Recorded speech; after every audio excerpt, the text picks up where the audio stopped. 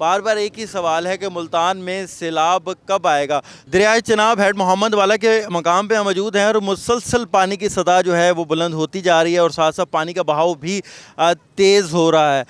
जो है deputy commissioner Multan है उनके मुताबिक अब मुल्तान में 1 लाख क्यूसिक के करीब जो पानी है वो गुजर रहा है और अब हेड तरीमू से क्योंकि पानी का अखराज हो गया और 3,61,000 पानी हेड तरीमू से निकल चुका है। और साथ साथ उनका कहना था कि रावी का जो तकरीबन 1 से 1.5 लाख, उन्होंने 90,000 क्यूसिक बताया, लेकिन 1 से 1.5 लाख जो बताया जा रहा है कि रेला वो भी आ रहा है। तो वो अगर उनका कहना था कि 6 घंटे का डिले है और जो हेड तरीमू और रावी का है, तो हेड तरीमू को पानी बताया जा रहा है कि आज रात तक मुल्तान में पहुंच जाएगा जो कि 3,61,000 क्यूसिक के ऊपर है और अभी भी मुल्तान में तकरीबन 1 लाख क्यूसिक के ऊपर पानी है। तो ये ओवरऑल एक सिचुएशन है। जो बताया जा रहा था कि शायद 10 लाख क्यूसिक होगा, वो शायद इतना पानी ना आए, लेकिन फिर भी अभी क्योंकि हेड तरीमू के अंदर मज़ीद पानी आना बाकी है। 3,61,000 पानी जो है वो निकल चुका है और अभी जो झंग से आने वाला पानी था वो अभी आना है। तो वो मिला के अगर 2 लाख मज़ीद भी आता है तो कुछ